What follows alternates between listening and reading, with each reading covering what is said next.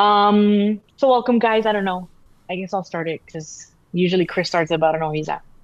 Um, so I really enjoyed this second half of the book. One of my favorite tip top conversation tips, whatever, was to want to learn how to want to listen, right? Because a lot of times we're in conversations and we're talking to people and you're just kind of like, mm-hmm. And you don't even want to be there to begin with. So I actually highlighted that one. It was the very first one. And since I really liked that one, I thought the rest were gonna be like getting better and better and better, but the rest of the list was something like more practical. Um, I like the example with Nicholas with his dad. When you're listening to someone, but he's like, "Well, you're not listening to me with your eyes." It reminds me of like when Jay says that Luna tells him like, "Oh, you can't put your phone away. Like I want your undivided attention." So I really like that story where he's telling him, "I did hear what you said. You said X, Y, and Z." And it's like, yeah, but it goes back to that thing was like, I know you heard me, but you're not listening type of thing. So I really liked that. I really liked the it says hearing aids and listening devices where it give you a list and it give you like examples like if you want to tell them that you're more interested say this and back and forth. Actually I was trying to highlight the good ones but then I found myself highlighting all of them so I was like, oh, let me just stop highlighting things and just turn, fold the page over. um I think what I'm getting from this book, um for example, this morning I was thinking of a friend that I haven't talked to in a while. We only hang out once a year, literally. And I was thinking about her, so I text her, right? Before I had done my reading. So I text her, hey, how are you? Da, da, da, whatever. I ask her about like something personal, right? And then I get to the part of the book where it's like, oh, for acquaintances, don't ever ask them like, how's this, that, or the third. And I was like, dang, I already messed that up. Like give yourself the opportunity to get to a point in the conversation, just keep it very general, to get to a point to a conversation where they're offering the information or like let them tell you first. Um, I even told her I moved it later on after I had done my reading. I was like, well, maybe we can go get like dinner one of these days or like lunch on Saturday or whatever to reconnect that way instead of having like that weird, awkward conversation. In my mind, I just thought, well, I thought of her, let me reach out because I don't want the opportunity of reaching out to like now while she's still fresh in my mind. So for me to forget later. And I'm one of those people, like if somebody pops into your mind, like it's got to be for a reason, like let reach out just in case.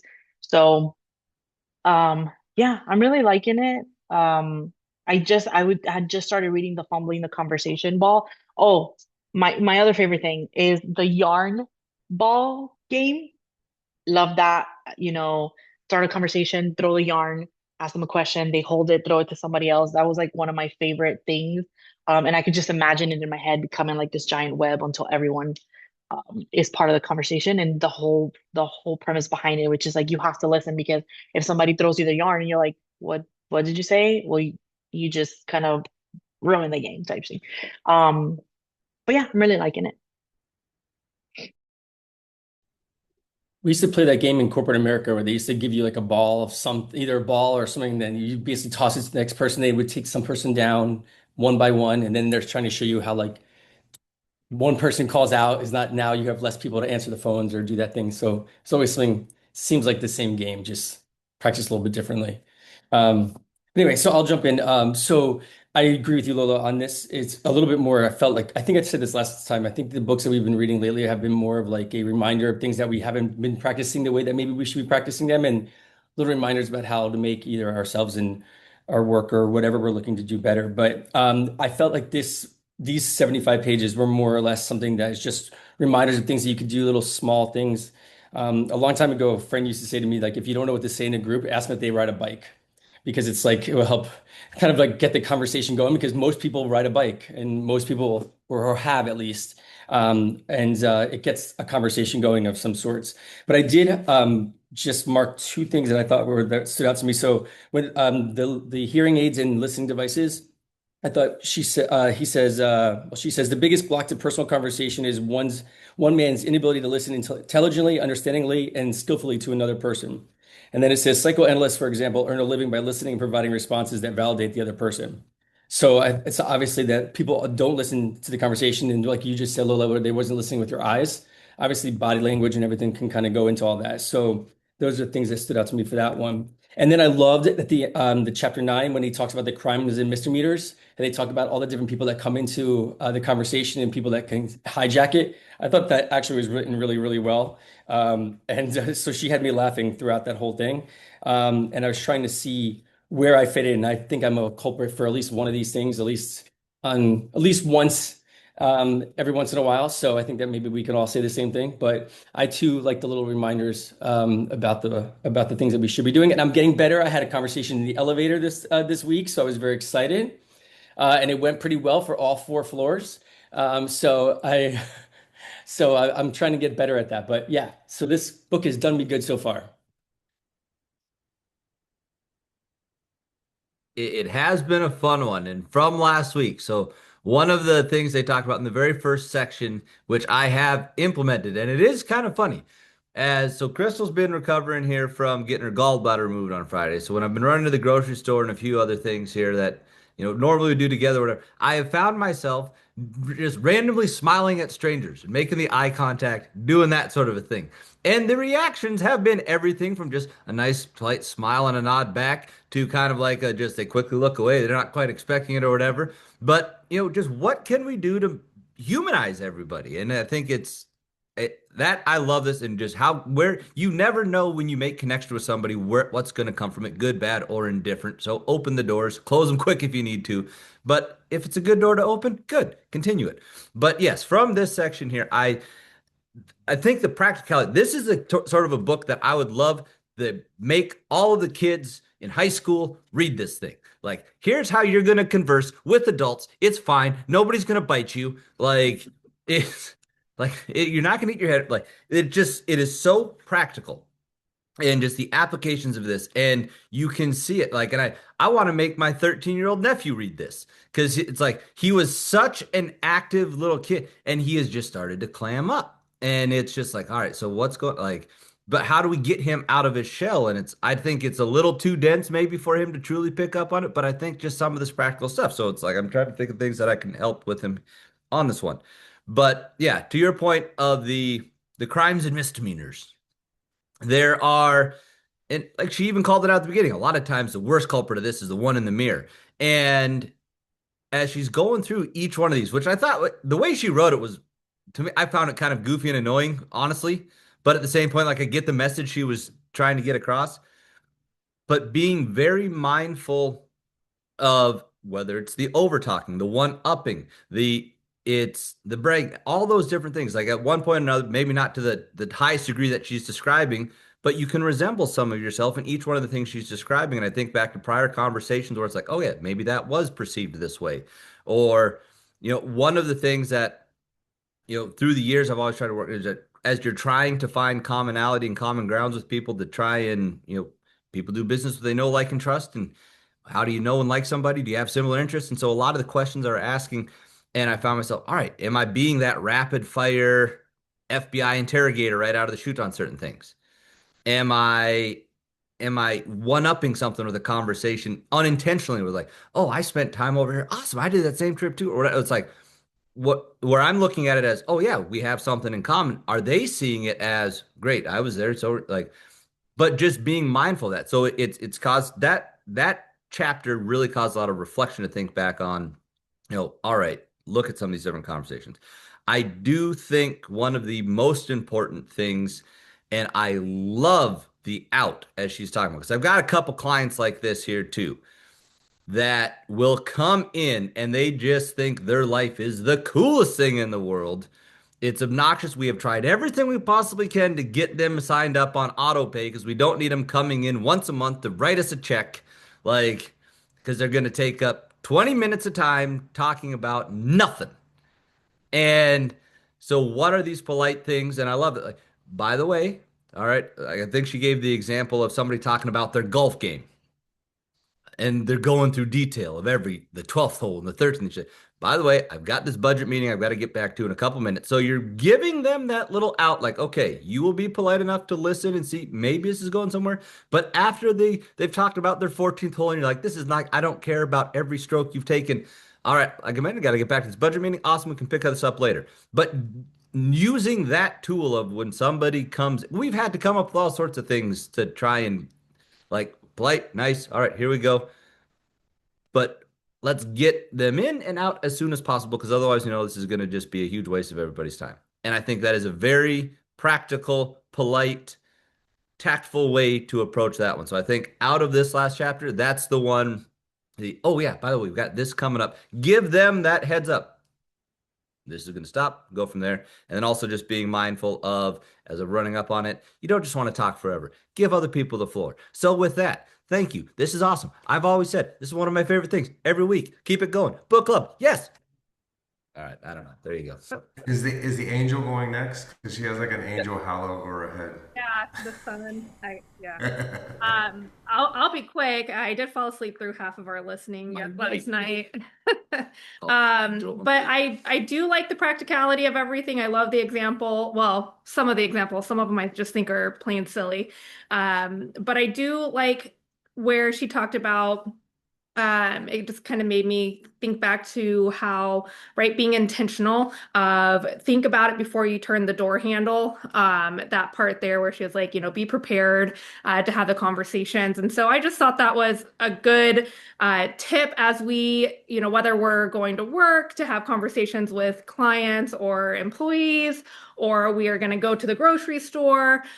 Just being intentional, maybe having some of these fun little go-to conversation starters in the back of our mind before you turn that door handle. I was because I've been laid up all week, I was actually online and I was trying to intentionally have conversations with people online, whether it was more than just like a like on social media. It was, sending them a DM, kind of to have a conversation starter. Not a lot of people started a conversation with me, but I did have a few, and I was able to connect with a couple people I just haven't had conversations with in a while or that I don't get to see very often. So I was trying to kind of take it to the online world since I wasn't really in the world of seeing people for the past week. And so it's interesting because I used to be that person. People would send me a DM and I'm like, I know they want to have a conversation, but I don't have time for this. Like, that's annoying. Why did they ask me that? Why did they say that? Why did they respond like that? And, here I am doing the same thing. But it was actually pretty cool to connect because it was humanizing. It was having a conversation. Hey, what have you been up to? Hey, I saw you posted this. What are you doing? And I think it just kind of, again, it just brings you back to being human and that human interaction and connection. And yeah, I mean, I didn't put any of her talking points into play just yet. Because I do think I just think some of them are just silly, but maybe that's the art of it. I'm not sure. the fine art. The fine art. But yeah, no, I absolutely love it. And I love just kind of bringing it back to intention and being intentional before you step foot somewhere, having kind of this arsenal of talking points to connect with people. And I'll say it did just remind me too, just yesterday, because I shared that one takeaway of the opening of what keeps you busy with. I told that one to my team. And Lee on my team yesterday, she goes, I've been using that one. It is amazing what it does to get people talking. Like it's the real life. And I was like, I'm going to tell the book club that. And so I remember that as she was talking. But yes, that's it. That's real. It's ridiculous. Yeah, I'll jump in. So that's what I was going to say, Chris. I think there's nuggets you take out of it. I did try some of the icebreakers at my dinner table, and kids, it was there. Crystal, I think it's your point. Some of it's a little bit ridiculous, but I have something very relevant. Yesterday, once a month, we have a chamber leadership group that's together for the year, and once a month we're at some other place, and it's maybe 30 people, and you haven't seen them in a month, and it's like, I talked to this person, but they don't have their name tag on.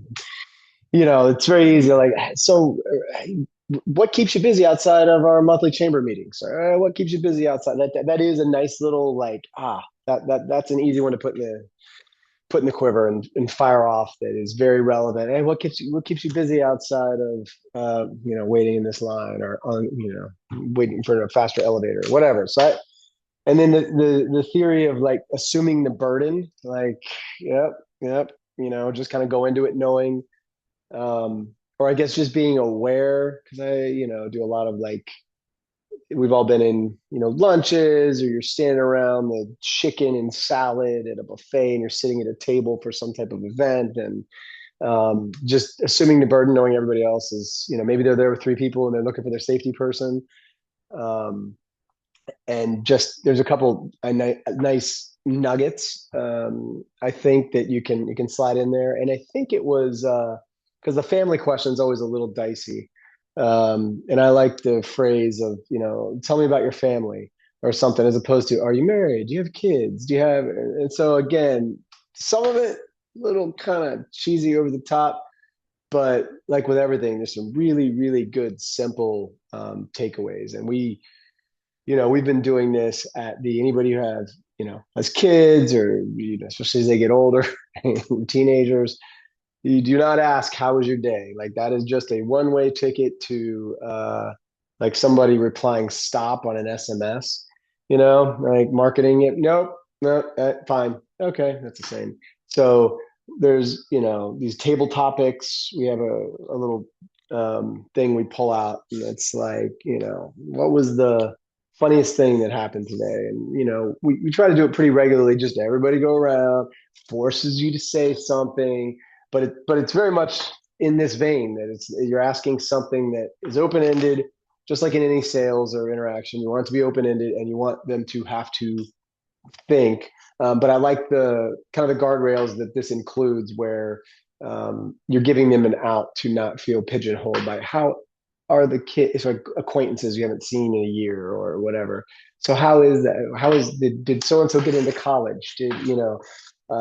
So I like, there's a lot better examples that she's given. And again, the eye contact and thing is very, I know Atkins is great at this. It's something that I, can work on, but I am also hyper aware of other conversations sometimes. So it's really hard if you're not doing a great job saying something interesting that is answered the question I asked, or you might be going on a tangent.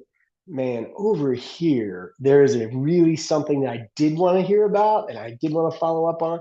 So it's like the radar. Okay. So some of these exiting, tactics are also helpful. Don't hurt your neck nodding too much there, Jay. But it's been good.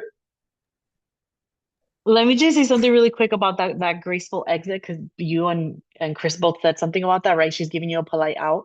So a long time ago, my mom was in the middle of a conversation with this lady, and the lady kept going on and on and on. So she texts me, "Hey, call me," right, to get her out of the conversation. I'm 15, 14. I don't know what's going on. So instead of calling her phone, like, mom is, so she could be like, "Oh, my daughter needs something. I gotta go." I come downstairs. I'm like, "Mom, you don't want me to call you?" And she's like, "Wow."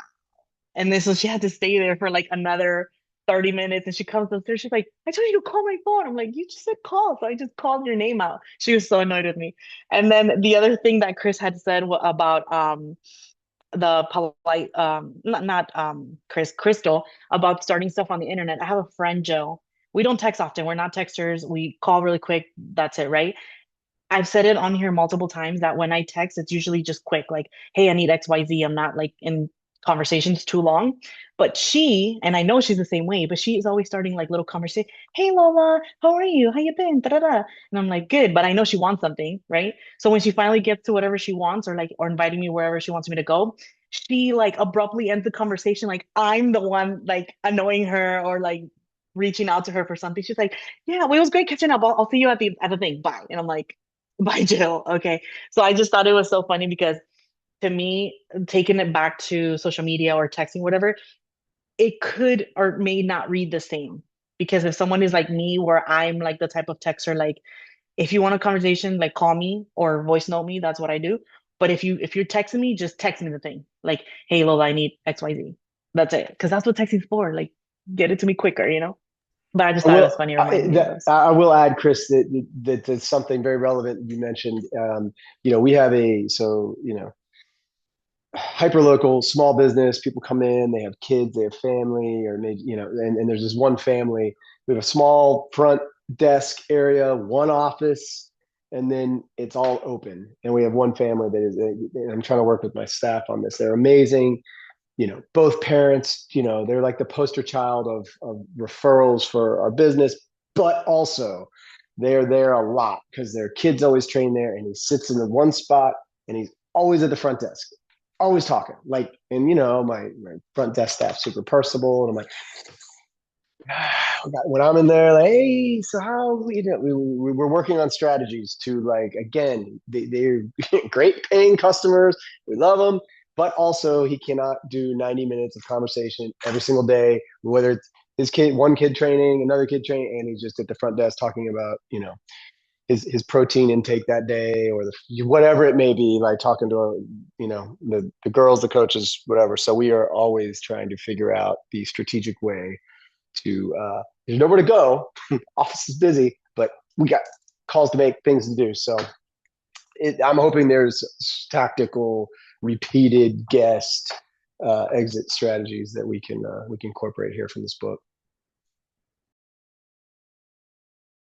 I just randomly thought, as this one here, have you seen the Tom Segura special when he's talking about small talk? And specifically, I thought of this when you mentioned, like, yes, kid, how's your day going, or something like that. And his whole thing is on, there are two acceptable answers in America if you ask that. It's either good or fine, and that's it. And he has this whole experience dealing with the doorman as he's walking into the bank. And the doorman takes that as the opening for small talk on, I'm going to Kansas to visit my sister. And he's just like, what is this? Like, I don't, anyways, it's a great one. Definitely not suitable for work if you listen to any of Tom Segura's stuff. Like, don't, don't watch it around small kids. Hilarious. But yes, so as you're talking about small talk, maybe tell them that story and get them to, like, whoa, geez, okay, I got to go. But no, it's, I The just last thing thought, I'll add, and I promise, last thing I'll add, I think it was mentioned early in the book, but I shared an office with a guy years ago, Scottish guy who's older, and he would always, the cultural differences. It was fascinating. I'm in my, like, 20s out of college, whatever, and, like, I'm just getting all this, like, worldly, and he's like, the thing that blew him away, that he's always like, people always say, hey, how you doing? As opposed to, like, hello, hello, like, how you doing?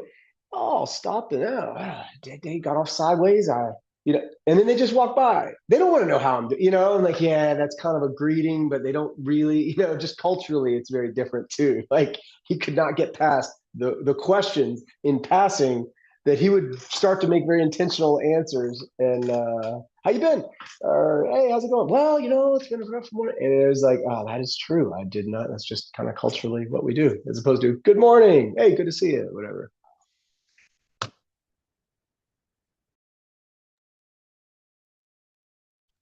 I'll found jump the in second. next. Oh, Oh, go ahead. No, sorry, you no, go Ron, ahead. you go right ahead. The two Rons, go right ahead. The two runs make a right.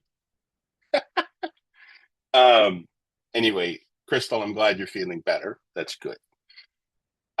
There's a little small talk right there. So, small statement talk. You know, I I think that my small talk has a lot, and I was evaluating, and I'm really glad that I put this on Audible rather than reading it, because I can put her on two times. I mean, she's really rolling fast. And then I'll slow it down, and then I'll stop it, and I'll go back. And what I'm finding it's like looking at a bookshelf. You have books you've read, things, and they're the books of your life. And I'm sitting there looking at, okay, this scenario. I don't know if there are party situations or family Christmas dinners or business situations from past years. They come flooding into your memory at that point in time. And you sit back and you go, what could have I said better? What could have I said here? Or a scenario where you were actually commanding a group of people, where people sometimes don't want to actually lead. They're standing there holding their drink in a small conversation, say in a networking event, and they'll just hold their drink, and that drink is I don't know, it's their anchor in a blowing storm. And I'll say things at times, which coming to my mind, I'll just say things like Jay will be standing next to me, the Jays of the world, and I'll just say, "What's doing?" Or I'll put on that sort of Bronxy accent and just say, "How you doing?" And just to crack it a little bit, give a little bit of humor. People don't quite, they're thinking, man, this guy must be Italian. He's from 113th Street in the Bronx. Not really, from the other side of the world. But a little bit of humor, depending on your personality, a little bit of finesse and nuance when you're speaking to people. And then there are just those people there that need work.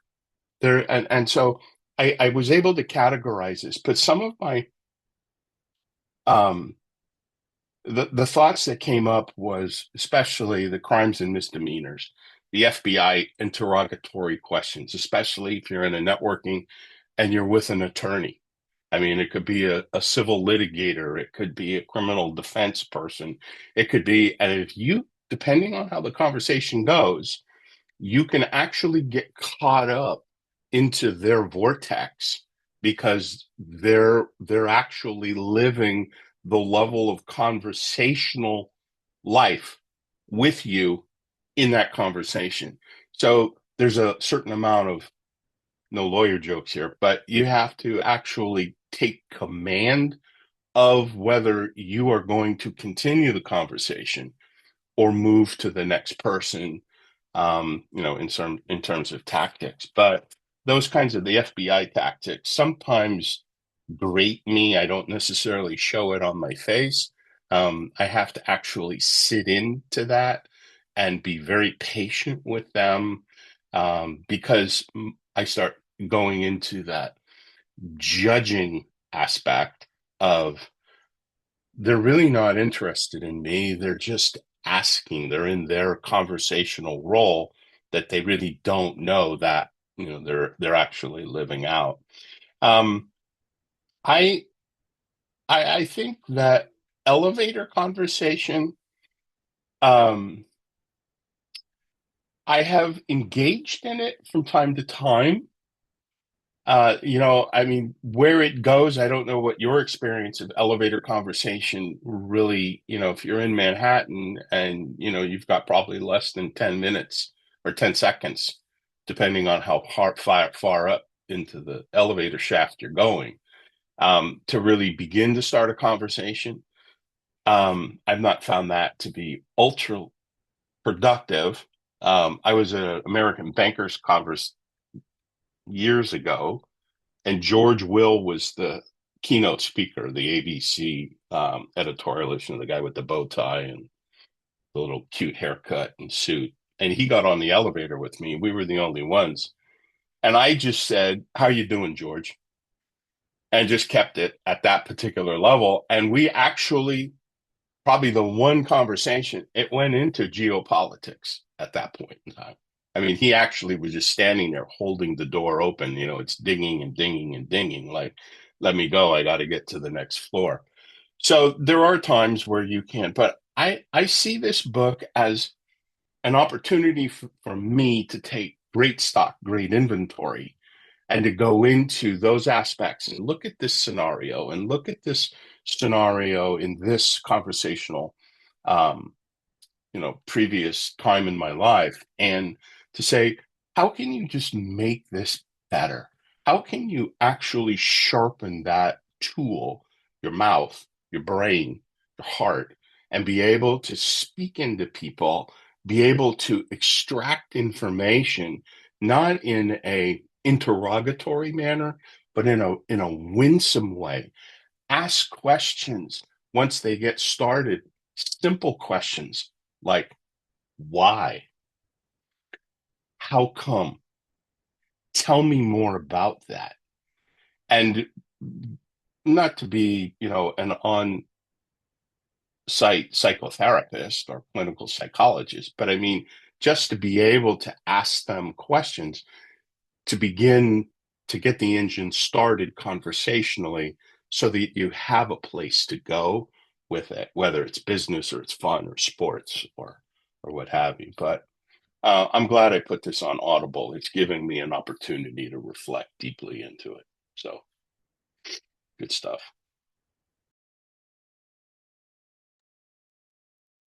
Okay, I'll jump in next and share what I thought. With this book, it's just been a huge reminder for me that when we're interacting with people, we need to listen more, and I definitely need to listen more because I always feel like I'm 3 steps ahead, wanting to answer things and get things moving. But it really makes me understand that I just need to kind of slow down, take things in, hear what they're saying, because I think in our world today, we've always got so many things going on in all of our lives. But if we can just give somebody our attention, I think if it's purposeful, I think it'll make them feel better, whether they acknowledge that or not. But that's where the connection is created. And one thing that I used to do, and I need to keep practicing again, is mirroring. And this is something where you're really just letting the other person somewhat guide the situation. And I was thinking, I think it was last week, Crystal said, she doesn't really like the small talk. She's like, let's just get on with business. Let's just get going. So sometimes you can't do too much small talk. If that's the kind of person that just wants to get into business, then let's do that. It's the way you sit. Like if someone's sitting back in their chair and they're relaxed, well, then you can also take up that same kind of stance, because then people, whether they may not in their brain recognize it, but there is something going on where they recognize something about you that they can relate to. So I think mirroring is something that I've done quite naturally, just to be able to try and relate to someone. They talked about being prepared with all of these kind of like canned questions. And for me, who small talk generally comes pretty easy, I found that really, it kind of got my shoulders up and kind of gave me the ick, because I was thinking, like, if someone tries to start a conversation with me and comes at me with like the question, oh, if you could have supper with anybody you wanted, dead or alive, who would it be? And I hate those kind of questions just when they come out of the blue. So I would just, if you're kind of new to small talk, you maybe need a few thoughts, but I don't like that kind of canned stuff coming at me. It just feels way too jarring for me. So that's just a thought of mine on that. Here in Canada, if you want something to go to and to relate to everybody, it's the weather. Like where I live, we don't have 4 distinct seasons as much as the rest of Canada, but every Canadian can talk about the weather. Here in Vancouver, it's either raining or it's not. And like either way, you're either complaining, you're happy. Like just talk about the weather and everybody here gets it. That's always a good go-to. What I also found is that some words really kept coming up for me, and those are words like being respectful and being polite. Sometimes, once again, when I'm busy and I have to kind of get back into my body, be mindful that, yeah, people are giving their time or their energy, and I just need to respect what they're doing for me right there. I got to share with you, the absolute queen of small talk for me is my 86-year-old mother, Bubbles. She can relate to absolutely anybody. We'll go into a Starbucks and I'll say, okay, Mom, you sit down and let me go get you something to drink. And I'll go get the drinks. I'll be back in like, say, 7 minutes. And she'll be like, oh, hi, this is Samantha. And her husband just left her and he's not paying any kind of alimony. And her 3 kids are now grown and really they don't pay any attention to her. But you know what? She's just trying to find her life. And she meets people, she connects with people in ways that, like, all of us 3 siblings are just absolutely amazed. Like people just, she also has the, she's in a position where she just has no filter. Like she can say what she wants, she can ask the questions she wants, and not all of us can do that by any means, including myself. No, I can't do what she does. But you know what? She just opens up and she says things to people. And if she's out and about and anyone's in her vicinity, she learns a hell of a lot about them. And she just makes it, it's what enhances her life. And I've also tried to take that on too. It's just by meeting and engaging with people. I try and think of it as a way to enhance my life. So, yeah, the book is just a really good reminder that we're all human at the end of the day. We want some connection, and really just trying to meet up with people is just kind of meeting on their level. And sometimes you ask the broad questions, the open-ended questions, and kind of, I don't know, I find it's just easier for the conversation to kind of see where it takes you. And one thing that Arlene always talks to me about is letting people know what you want, like asking for a referral. It's really not that big a deal. You just, let them know, okay, this isn't for you at this time, but do you know anyone else who might be able to, be interested in the product? So those are some of the things that I found this book a really good reminder on.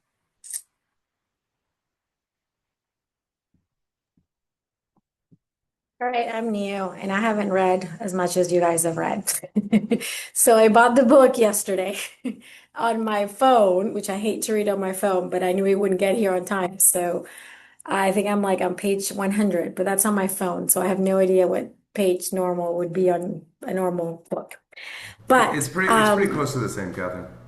okay. Yeah. So, whoever said that they were going to give this to a 13-year-old, that's the thing that I like, it came to me like immediately. Like, well, whoever doesn't know me, I'm a pediatrician, so I deal with kids. I have two teenagers, a 19-year-old, a 16-year-old. Very different. My 16-year-old literally, I mean, I think everybody in Houston knows him. Like since he was 2, I just knew he was going to be the president of the class. My son, and I'm very outgoing too, but sometimes, this is a reminder because he has reminded me of sometimes I go to so many functions, and I'm not going to lie to you. I mean, so many people come up to me and my husband, like if they know us here in Houston, that I just want to hide and don't want to talk to anyone. I'm those people that, although I'm very outgoing, sometimes with like new random people, I'm like, oh, I don't, I don't want to do it. And this is a reminder that I do need to, especially with this new business that I have decided to go on. I need to find new people. Like the people around me don't work for this. So I need to go out and find random strangers. Like that's what I need to do. So, but the whole time I was thinking about, yes, absolutely. Every teenage needs to read about this. And even the kids that are very outgoing, like my son, it reminded me of, so he is dating this girl now. I mean, just tell his story really quick. And I'm from Venezuela normally, and there's a lot going on in that country. And his girlfriend's dad apparently is one of the people that were picked to go to Venezuela and like fix the oil, but it's like a big company. And he's like the president of this company. He's a big deal. So my mom has her own business where she works with that. And I was telling my son, I was like, well, next time you're talking to him, like, you need to tell him that your grandma, has a small thing with, are you kidding me? Like, you can't like ask someone to, like, you were talking about referrals, or I'm like, well, you're not asking him to give your grandma a job, but you're just, when you bring it up or talk about it in like a nice way, it's like, so he knows, you never know if they need someone like there in hand. And that's how life works. Like life works. I was telling my son, life works with connections. I mean, do you really think the people that get their jobs is just because they applied online, whatever? Half the time, if someone knows someone that knows someone that knows someone, eventually you'll get the job. So, although he's very outgoing, I think it's still very, I guess, the worry of what are people going to think at that age, right? Like, oh no, they're going to think, that they don't go out of the way to maybe ask for a referral or give small talk. I don't know. So the bad thing is I don't know how I'm going to get them to read it because these kids don't read any books. I mean, most of these kids. But I thought of my nephew who is extremely introverted, and I am trying to get him out of his shell to talk to people. And so I thought of him. I just don't know how I'm going to get them to read the book. I mean, that's going to be the next challenge. And same thing with my kids, because they'll just probably roll their eyes at me. But anyway, I'm glad to be here because this is going to force me also to take time and read whatever books you guys are reading that are going to like help for life in general. So I like it. And the thing that I was reading this morning real quick that really stood out to me was the whole name thing. Oh my God, so many people come up to me and they're like, hi. And like, I know some people that maybe don't really know me. They think they know me because of social media, because of business. But sometimes they really do know me, like in my work, and I have no idea who they are, or I've met them one time. And that's something that I really need to work on because I think it's a big deal. And it happened last night. Like, I literally ran into this couple and I know them. And I was in this thing with them for hours. And I got home and I was like, I have no idea what their names are. And that bugs me, and I could not ask them. I was like, there's no way I could ask them. I mean, like, I know I've known him for like 15 years. Like, how can I say, excuse me, what's your name again? But like, I have no idea. I came home and told my husband, I was like, I ran into so and so, I don't know who they are. And he's better at this than I am. Like, my brain is just, I don't remember people's names unless I deal with you like on an everyday basis. So that's bad. I need to work on that. But how do you ask someone that you haven't, like that you know them? Like, that's so rude. She says it's not rude, but I think it's rude for those people yesterday. Like, would you have asked them? I don't know. Introduce them to somebody else. Huh? Introduce them to somebody else that you do know, and then they'll tell them their Hi, name. this is, and then be like, I'm always just honest. I always like, can you remind me what your name is again? Yeah. Like that I'm just like, that's how I do it. I'm just like, can you remind me? Because I mean, most people, I would say 90% of people do not have a knack for remembering. I mean, because those people are acquaintances; they're not friends, right? So like, for me, it's just like this morning I met a guy in the gym, and his name was Hassel.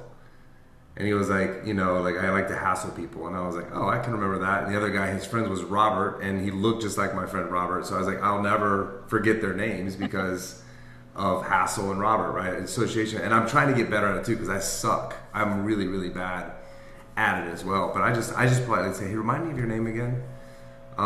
That's what I do. And then usually what I try to do is I get a phone number or an Instagram, and then I say text me and just put your name in there so that I have it and I can see it, program it in my phone. And but it is a challenge, especially as you get older. I think it becomes more of a challenge.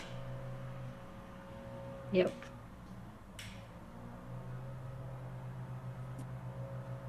Go ahead, Arlene. I've seen you reach for that button a couple times. It's your turn. Can't hear you again.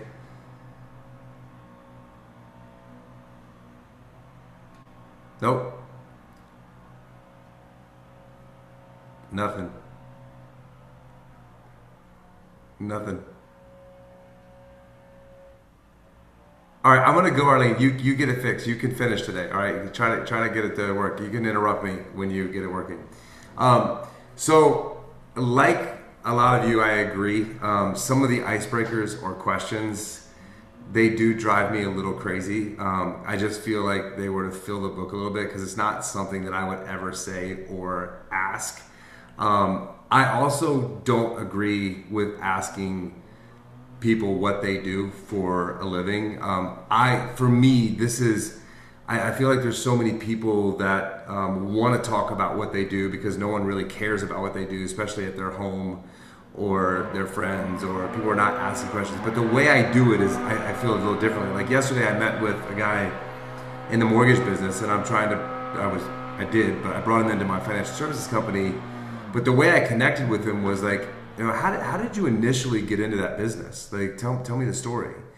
And, I could just see him light up. He was like, well, I started here, and then, I had a falling out, and then I decided to do my own thing. And then I was like, so in 5 years, you've been able to like turn that around. And like, how did you do that in 5 years? Like, what was your approach? So like asking questions where he was able to kind of brag on himself about how he built his business, where I could compliment him. Be like, wow, that's amazing, man. Like, I mean, I know you're, when I met you, I knew you were really, really smart, but the way you went about that was absolutely amazing. And then the next question I would say, like, what's next? What do you want to do? And he was like, we're doing about $50 million a year. I want to do $1 billion. And the plan is in the next 5 years. So he got to talk about those things, right? And I got to learn about him and see what his passion was. So when she says don't ask, I mean, I feel like it's how you ask about what people do, and I have a big thing that I talk about, Dr. Catherine, you've heard me talk about, like leaving people with themselves, and like, that's how I create small talk with people, because then they become interested in you, and the conversation just goes and goes and goes. The graceful exit.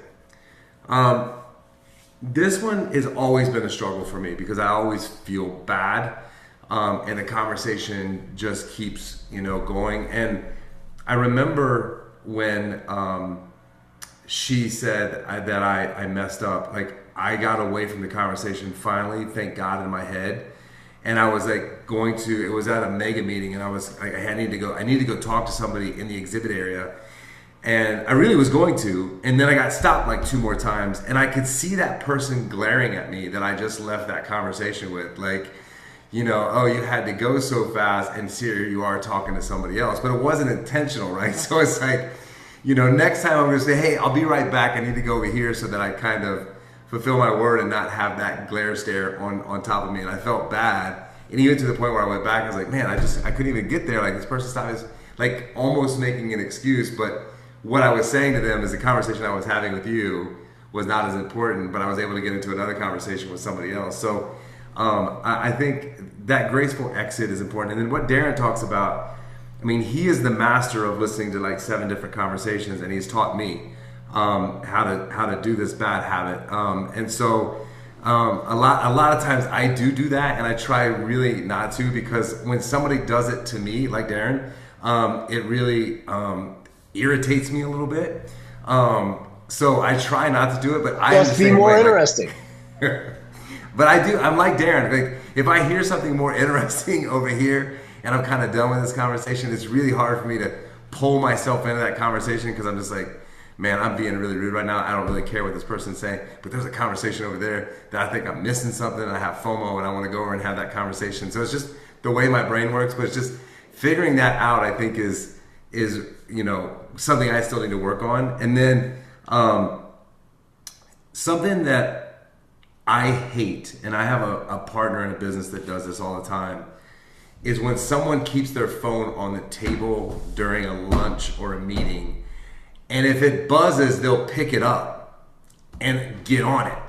And I'm just like, to me, it's the rudest thing ever. Like, I will not touch my phone, and I do have it on the table, and I'm gonna remove that, because I feel like that also, if you hear it buzzing, your thought goes somewhere else in that conversation, and it's hard to be engaged in that conversation. So I don't carry a purse. It's easy for a woman to put it in their purse. I don't like to put it in my pocket because it's bulky. It has a wallet on the top of it, so it's like easier for me to set it on the table.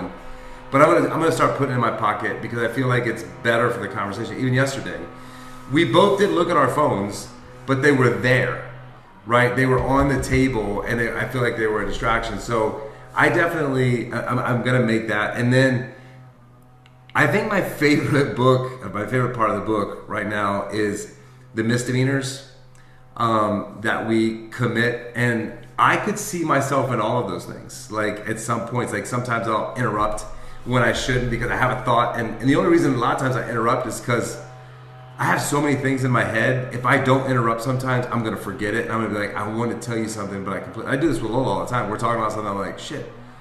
He is an interrupter. He is an interrupter. And so like all of those things, like I think everyone does, but now they're all going to be there when I'm going to think about them and not do them. So I think for me, is that was the biggest takeaway for me, is, because like when I read a book, it's like I'm having a conversation with the author. And like when she was talking about that, I was like, that's me. I do that sometimes. I need not to do that. So that's my favorite thing about reading, is actually being able to look within without any ego and saying, I definitely violate that sometimes. So overall, I think it's a great book. Like you said, Rhonda, I think this is a good book for anybody in sales. I'm a little ahead in the book. And she talks about dating and relationships. I also think, all the stuff that she's talking about in dating also apply to business, and getting into these conversations. And there's she goes into networking and then dating, which is really good information that she has there, and I think could be good for people, because I've been on some of those dates where it's just super uncomfortable and you're just like, I can't wait to get out of here. But I've also been in those business meetings too, where it's just like, oh my God, this person is driving me crazy. Like, I can't wait to get out. And I had one in the gym today. Like, this guy came up to me and, started small talk with me, super, super nice guy, but he immediately just went talking about how much of a badass he was. And I've done this and I've accomplished that, and like, you know, and I'm just like, I like this guy at first, but then he just started like doing all these violations. And I'm like, man, this guy's tough to talk to, you know, and I wanted to like run away from the conversation. So I think it's a great book, especially for, you know, what we do, Rhonda, Ron, and Dr. Catherine, and you, Darren. I mean, you've always been the master of small talk as well. You just Hey, you don't usually have to call me five or Dr. six conversations Catherine. going on at once. What's that? So you don't have to call me Dr. Catherine. Sorry, I told you you you earned that, so I will Okay, always call you okay, Dr. I'm Catherine. just saying it. Okay. Okay. Sorry to interruption. No, you earned that. I'm gonna always call you Dr. Catherine. I have the only person that I don't call a doctor is a friend of ours, Dr. Weber, because he always says it, so I don't have to say it. He always says it for himself, so I don't call him Dr. Weber. But so I do it because people earn it. So I've got a lot of friends that are doctors, and you guys did a lot of schooling, and you earned that MD, so you deserve to have that title in front of your name. Go ahead, Arlene. No, can't hear you, and I want to hear you.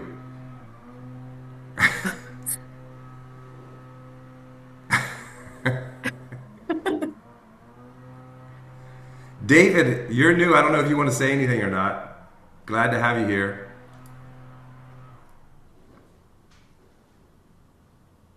While he unmutes, one last thing that I wanted to say is I am a very competitive person. I mean, if you tell me, you know, do this, do that, like I will make sure somehow plan it to make it happen.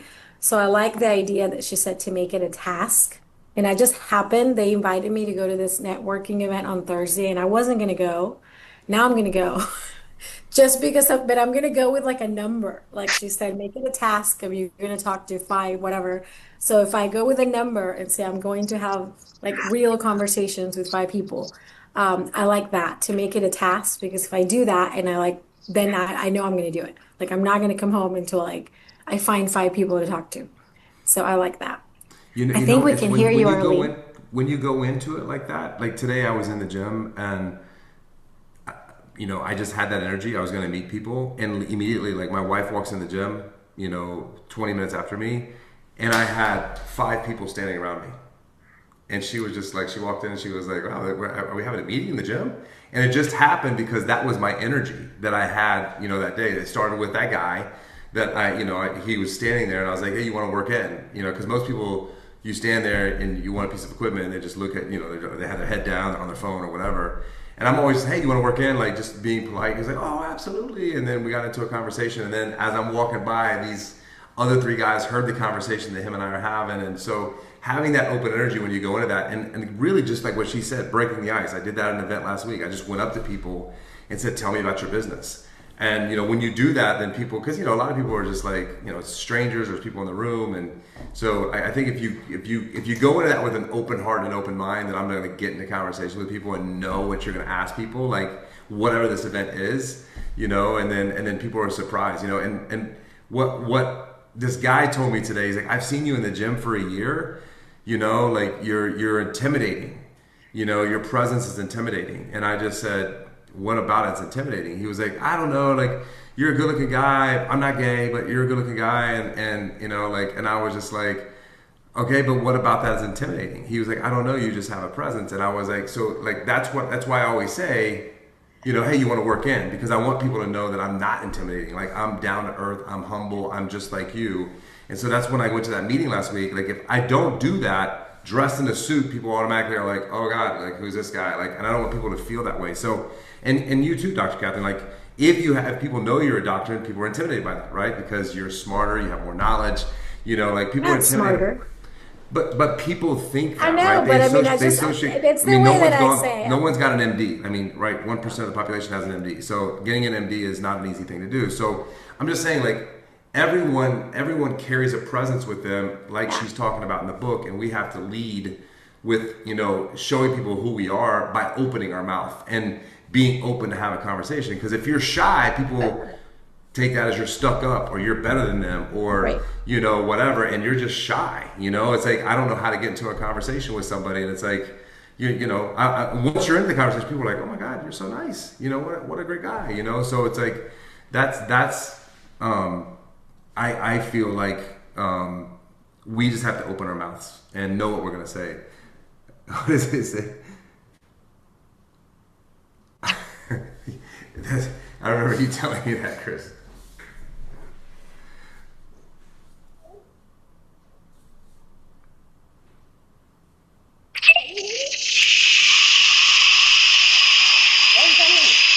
Okay, we hear static and your voice a little bit.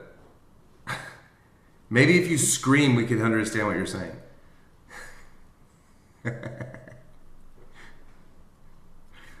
Next week, you're All right, gonna have to guys. start, Arlene. It's so weird. Yeah, we can hear you. Wait, no, not now. We can hear you right when you unmuted it. Hello, hello, hello. Yes, Oh, yes. there you go. Oh, maybe it's because it's sitting on this thing. Maybe that's what the deal is. I have this new holder. Oh, jeez. I apologize for my technical difficulties. Jesus. Okay, so I'll try to make it short because we're over the time, I think. But two things. One, Catherine, the really good idea to get your kids reading is to pay them. I read that somewhere where you actually say, this is the book I want you to read, and I'm going to give you $20 for reading it. But the key is you have to make them do a report. Right? So it's not a freebie. Yeah, So- but you just make sure they don't use ChatGPT to write their report after go to the But there's a ChatGPT checker that teachers are using now. You can check if it's actually legit. Go inside that. And then let me see. What was the thing you said? Regarding the overtalkers, being ADHD, I am an overtalker. Totally, I have the phone on the thing. If I see it moving, guilty. So yes, what I do is I turn the phone over, and I put it on mute. So that has helped, but I think definitely just putting it away is respectful. And then what else did Chris say here? Oh, it was just funny, the FBI interrogator. I've been totally that person, right? How to handle the overtalker. So how to handle the overtalker is having, when you're reading, somebody said it before, I can't remember who it was, whereas when you read this stuff, because all these books are amazing, just like you said, Justin, but when you actually really step back and look at yourself, like, I'm totally overtalker. So I need to actually start the sentence with, hey, I got a meeting in 10 minutes. So just to keep it short, I think just even for myself to have that sort of, okay, Arlene, be mindful of the other person. Moving on. Let me see. But Arlene, I will say you do talk, but I don't feel like you irritate anybody when you talk, because you're funny. So it's like when you talk a lot or whatever, your energy, I don't feel like you off-put people where it's like, oh God, like, you know what I mean? There's people that are over talkers that are, that off-put people. You don't do that. Well, I appreciate that coming from you. But it's true, like that, one of the notes I made was the energy matters more than words. That's right? Because if you say, oh, nice to meet you, when you're meeting somebody, oh, nice to meet you, right? They can tell if you're grounded, warm, and real. It really does land different. Like, no, seriously, it's so nice to meet you here, right? So for me, because I am ADHD, and I also do feel, when we're talking about misdemeanors of other people, I feel that most people have ADHD today because of the smartphones that we have in our hands. So, like, when we kind of are guilty of those misdemeanors, I feel like we all have to give ourselves a bit of grace, because it's just like, this world's a crazy place, right? Let me see. What did I put? For me, again, I like the word that a couple of you guys use the word again, like humanizing the conversation. Like, before you actually get into turning the door handle and getting into the conversation, it's just like realizing you're talking to a human, not ChatGPT or like I actually do this sign when I'm talking, like, okay, Arlene, just time out. Like, I have to remind myself physically, you're talking to a human, let's go, just breathe. Because people who have genuine ADHD, a lot of it comes from a survival mechanism of trying to get your point across, because you're trying to defend yourself. So this is where the over-talking comes from, is you're over-explaining all the time. Do you feel that, Jake? And so yes. I feel like I actually have to take some breaths, like a couple of deep breaths before I actually get into a conversation. Or if the person's talking, just consciously myself just taking a few breaths to just calm down, because there's a nervous... I didn't talk until I was past 18 when I started hairdressing, if you guys can believe it. So, like, I really have to be conscious of that because my default is to actually try and make my point come across. And then that nervous energy actually does come across. And I know people can feel it because I can see it in their face. And the curiosity, I like how what Ron said about the, asking really good questions, like the who, what, why. Let me see. And I like leaving conversations, like you said, Jay, like how your dad taught you to just like lead people with themselves. Like, ask good questions. So they talk a lot. And I find that I've been on that opposite role where I've been sitting with people like you, Jay, and then they keep asking me questions. And I don't even get a chance to go, hey, well, what about you? Can you just, but it's like, then they can turn it around and actually ask again. So I have to learn how to be like that too, to navigate and have some sort of like, I guess, control on the conversation to be able to actually learn something about them, not just them learning about me all the time. Yeah. And yes, I agree, Rhonda, you said most people are waiting to talk, like, because most people just don't know how to talk. So I think you're right. I think we need to start a new generation of getting all the teenagers to learn this new, how to talk to people and be civilized. Let me see, got the energy thing. And then, okay, so the biggest thing for me was connection is built on the follow-up, not the first conversation. So I'm really good at the first conversation. I can break down the walls. But for me, the big thing is not starting the conversations, remembering the details and circling back and showing that I actually care about them. So I know for me, another tip that I got was to carry a small notebook.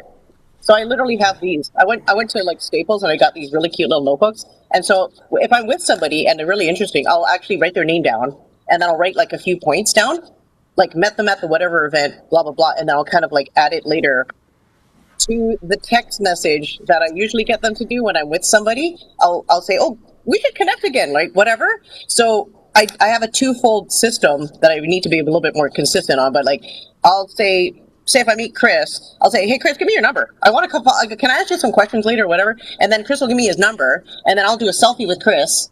And then I'll say, Chris, met at the whatever. It's Arlene Picard, blah, blah, blah. So nice to meet you, right? And then later on, I can go to this and put this in the notes of your thing.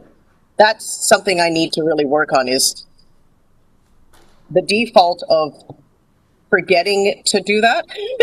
So I even went to ChatGPT now. I have like this system of keeping in communication with people. So I really use chat a lot in terms of helping me narrow down the focus. Because if you guys think you're not focused as neurotypical, try jumping into a neurodivergent brain. It's like, everything that you feel at like 100%, I feel it at about 200 or 300%. Like whether if you feel chaos, I feel it way more, or the sound, or the colors, or the noises, or whatever. Like even when you were talking, Jay, I could hear the lawnmower, and that was distracting to me.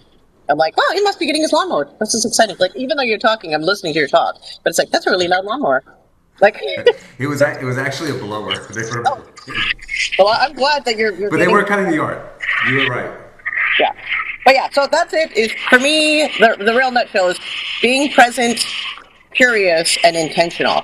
And actually, the intentional part for me is remembering the conversation and making the notes on the conversation of the people that could be potential leads or just good friends, right? Like you said, the funny part you said about the dating, it really is like, there is a fine art to doing basic conversation, because a lot of times what we're taught is like, anybody can use this. Anybody can use this. So you talk to everybody and it's like you're humping them, right, for this chopstick, right? It's like, no, calm down.